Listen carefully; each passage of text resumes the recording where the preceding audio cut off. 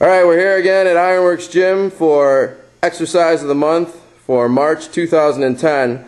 And today we're not really going to cover an exercise so much as we are going to cover a specific setup for the bench press. The last couple of weeks I've talked to a number of members, and they've expressed to me a little bit of their concern with when they're here on their own and they're trying to bench pretty heavy. They're not able to kind of push themselves with the intensity that they'd like to, if they were to have someone here, a training partner, a spotter. And so what we've done today, and I will have Anthony demonstrate in a second here, is set the bench up in the rack. And the great thing about these racks that we have is that we have this 1-inch spacing, which enables you to kind of set the safety pins up at a very, very specific height.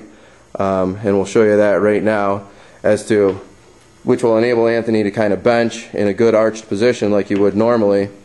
But then if you were to kind of run into an issue, the pins are set up where they'll catch him, if he goes for an extra rep or whatever it is and ends up not being able to press it. So he gets all set up and then he'll begin to bench. And as you can see, in the arched position that he's in, he's not hitting the pins. Now, say Anthony has a ton of weight on the bar and he can't press it up. He's able to bring it down. Actually, go back in your arch real quick and go to touch and go to press, and then as though you miss it. So bring it halfway up. So he can't press it. So bring it back down, and if he just releases his arch a little bit, it'll hit the pins and keep him safe, from any rib injuries or harm to his body whatsoever.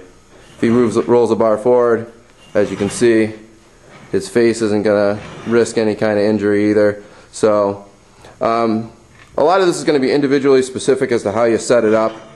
This is a good height here for Anthony, 3 holes up. And for most people, anywhere from the 2nd to 4th hole, should be a good pin hole for you to use. But a lot of it's just going to be trial and error. So when you're first going to start doing this, set it up, try some benches, see if you're hitting the pins, and then adjust accordingly.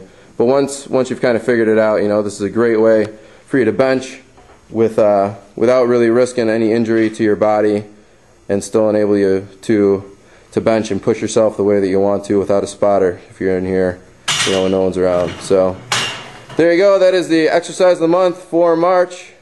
We'll see you again soon here at Ironworks Gym.